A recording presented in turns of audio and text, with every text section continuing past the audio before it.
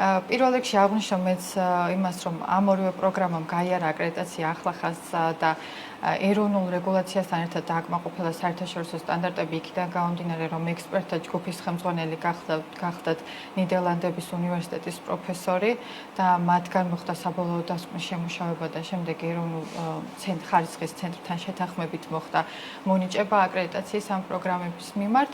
რაც შეეხება უშუალოდ მენეჯმენტის პროგრამას, ხვდებით როგორც ძირითად სავალდებულო საქმებს, ასევე დამატებით შემოთავაზებულია 8 საკმაოდ ფართო სპექტრის არჩევითი საგანი, საიდანაც შეუძლია სტუდენტს აირჩიოს 2 მისთვის სასურველი. რაც შეეხება უშუალოდ სასწავლო კურსის შინაარსს, შევხვდებით სტრატეგიულ მენეჯმენტს, აუცილებლად სიტყვა სტრატეგიული საკმაოდ ბევრ სასწავლო კურსში მეორდება სტრატეგიული რისკების მენეჯმენტი, კონკურენტული უპირატესობა, ლიდერობა, ორგანიზაციული ქცევა, ამავდროულად ფინანსური მენეჯმენტი, გარკვეული ჯვარედინი გადაკვეთაც გვაქვს ფინანსების სამაგისტრო პროგრამასთან მიმართებით.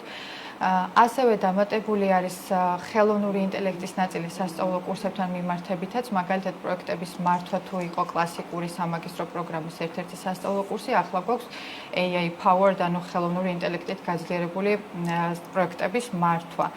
დამატებით არჩევით საგნებად შემოთავაზებულია საოჯახო ბიზნესი, სამეწარმეო ბიზნესი, ამავდროულად ფინტეკი და ინოვაციები, მარკეტინგი, ბრენდ მენეჯმენტი და საკმაოდ ფართო მიმართულებები.